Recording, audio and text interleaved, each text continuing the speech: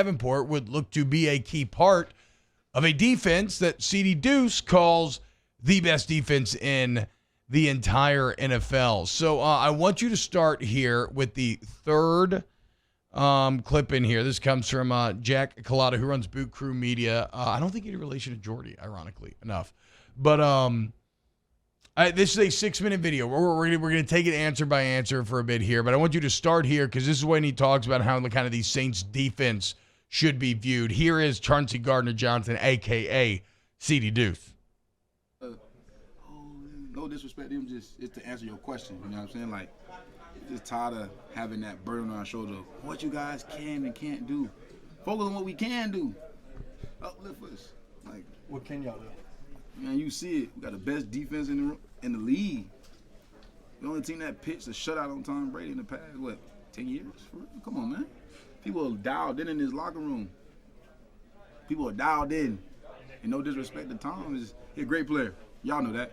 He's a great player, phenomenal player. But when a lot of that get overlooked, the defense get overlooked because who we playing, y'all know that.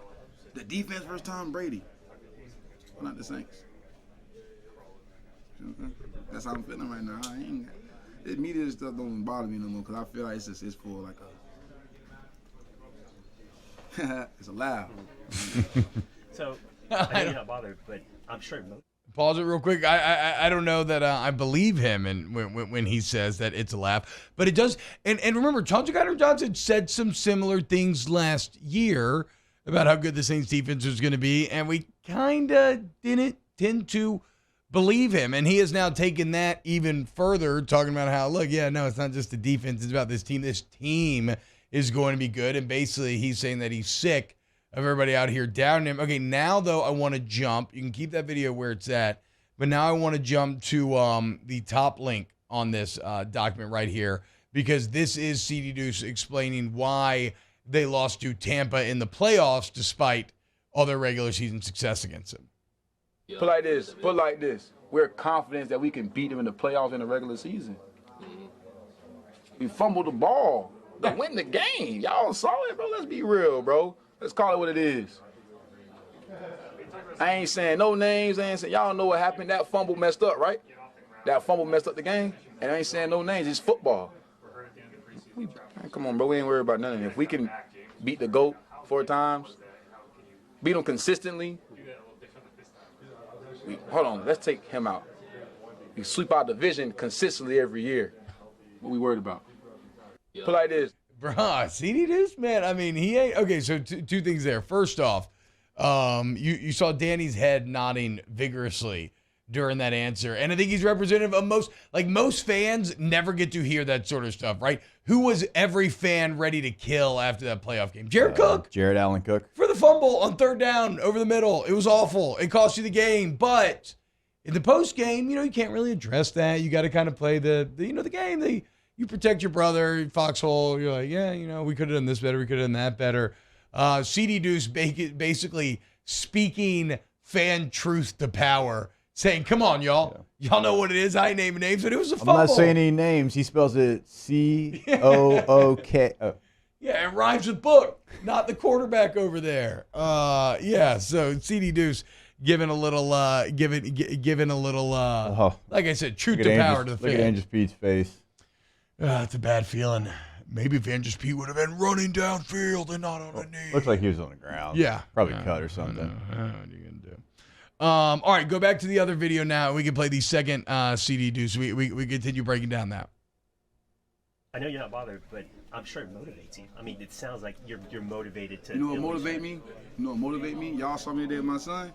That's what motivate me. I don't care about talking trash to nobody. That don't motivate me, son. That's my job.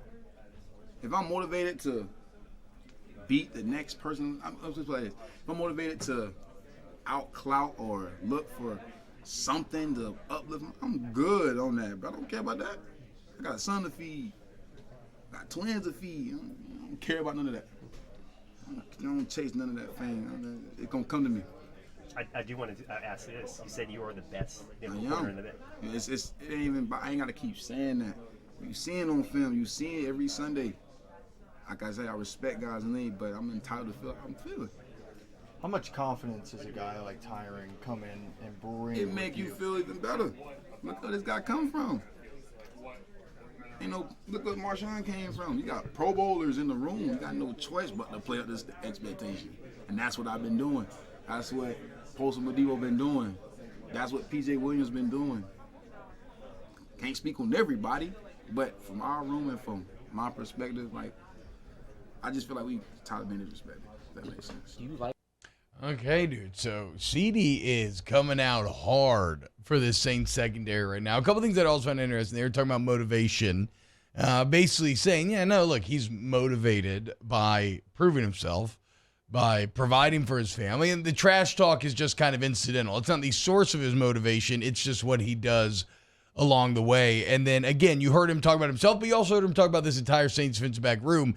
He thinks that they should be viewed as one of the best in the entire league and is clear. I mean, nobody's even asking him hard or accusatory questions, and he is sucking his teeth at everybody in the room. You can tell that this is a man who is clearly upset with the lack of respect that he feels the Saints defense is getting. Yeah, no, I mean, he named his defensive back mates. He didn't even mention Marcus May, who, obviously will integrate himself into that defensive back room as well. I mean, a big-time free agent signing. And so that's the way he feels. I mean, he plays like that. He plays like that every single game. And when you look at that DB room, we talked about Paulson Adebo, certainly Tyron. We know Lattimore is a top 5 corner. I think last year was a huge year for him. Marcus May, somebody that's played at an all-pro level. You have Alontae Taylor, who's a second-round pick. Yep. I mean, you go across this Bradley room. Roby's still in that mix for whatever you need him for. So, yeah, I mean, he can say that. He can say it with his chest out. I mean, they've got – and that's part of what makes the Saints defensive back room who they are. I mean, that is a part of their game. So, no, I mean – Well, it's like when we've seen CD play with that kind of insatiable desire over the last few years, and who did we say that he always reminded us of? Tyrann Mathieu. And now he has actual Tyrann Mathieu in the building with him. It's fantastic. I'm more excited today than I was yesterday, given the nature of CD Deuce's answers. And again, that they kind of echo some of the answers he gave last summer, and I doubted him at the time. He proved me wrong. So this time, I'm rocking with him. This time, I'm riding with Chauncey Gardner-Johnson. Probably my favorite person to ever come out of Florida. I mean, he's my second. Dorian would be first. Yeah, okay, that's fine. That's fine. I'll give Dorian second on my list. Yeah. All right. The list is short. Emil says it's very difficult, like a former Florida Gator. CD may be the only one. I'm gonna get to a couple more CD Deuce answers, and then we'll get to a couple other topics as well. All right, let's pick up right where we left off to really enjoy what was the next answer out of Chauncey Gardner-Johnson. Playing with this chip on your shoulder? It's been like this since I was 6 years old. If you don't look it up, people hated me when I was in the Little League. Pretty sure these guys, people didn't like them because they was the best that they. You just get used to. We DBs, bro. What's the best athlete in the world? The DB. Why? Because we run backwards. We do everything backwards to go forward. We regress to progress in our life. Let's put it that way. We regress to progress in our life. Right or wrong, we got to go backwards before we go forward to actually get $1 out of these people. And I ain't talking about them. I'm talking about anybody who want to help us. So it is what it is. What makes you happy? Wait, okay. Okay, first off, are DBs the best athletes in the world? Be objective here. I think so. Okay. I do. And I know a lot of people are all football meathead every time we bring this up. Basketball players are the best athletes in the world.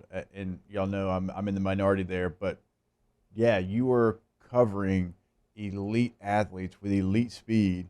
They know where they're going. You have no idea, and you're backpedaling. Is there some actual philosophical depth to what CD Deuce is saying about the backwards to go forward thing? It sounds very intelligent.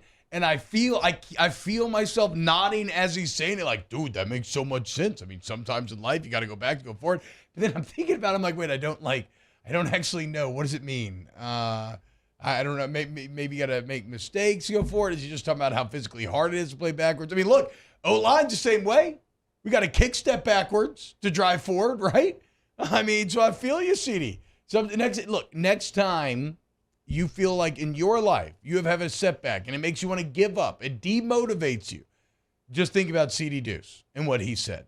sometimes to progress, you got to regress. Okay, so there we go. CD offering us up some philosophy. All right, last one here. I want you to jump to 433 in this article or in this video, because otherwise we are going to play the sound that we already played about Tampa Bay and how well they sweep the division and all of this stuff. And that is part of the context of this answer that you're about to hear is him talking about how, he basically just feels like the Saints are being disrespected. Okay, Danny's still getting it pulled up there. Okay, so if defensive backs on the football field are the number one athlete, who's number two? Would you say it's got to be wide receivers, right? No disrespect. And maybe that's why DBs get that title, because they have to try to guard them. In terms of size to speed, I would say they're probably up there. I just think, I think there's a drop off. I mean, it's defensive backs drop off, and then you can have the argument. I mean, it probably is We single-handedly receiver, dominate. but I give him a lot of credit. Are decathletes the best athletes in the world? Ask Bilbo Baggins. You do 10 different events.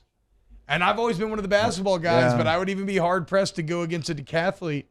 I mean, they're doing, but then I'm wondering. I mean, I think Antonio Cromartie is like one of the best athletes I think I ever played. You think he could? You think? I think if you train him for this, I've seen him not pick up a golf club, didn't play golf, didn't do anything, and go out there and he shot at a very hard course. He shot like 2 over. It was the most impressive thing I had ever seen. What? I mean, it was ridiculous. Damn. Golf Sunset, I don't think it has secret meaning. He's being literal. They run backwards. Well, no, he was being literal, and then he transitioned into the philosophical. Here's what he had to say on kind of how he feels like the Saints are being looked at. Tom Brady lost a whole bunch of people. Patrick Mahomes lost a whole bunch of people. Justin Herbert lost a whole bunch of people. Do they suck? Seattle lost Russell. Come on, man. So you feel like the Saints are being portrayed that way? Man, they feel like we ain't got nothing over here. Our fans know what we got, but let's just be real. Y'all see what's on TV. They got us going 8-4, 7-9. Like, what? Amazing to me. I was going to say, it's impressive going 9-8 and have, 53, It's impressive. 56 different starters? And consider all these playmakers on the team. Ain't no way we should be considered to win only 8 games. And I'm speaking for my teammates. That's who I am. The team know who I am. The front office know who I am. I'm a fiery guy, like to win. I'm not here to forget the money right now, bro. I'm here to win. We ain't bring all these people in here for nothing.